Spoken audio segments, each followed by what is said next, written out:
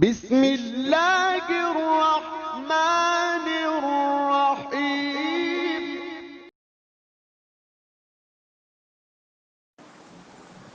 بسم اللہ الرحمن الرحیم۔ سوال کیا گیا ہے کہ اذان اور اقامت کے وقت تو آپ صلی اللہ علیہ وسلم کا جب نام آئے تو کیا درود پڑھنا چاہیے یا نہیں، اور اسی طرح سے خطبے کے وقت بھی جب حضور کا نام آئے تو درود پڑھ سکتے ہیں یا نہیں؟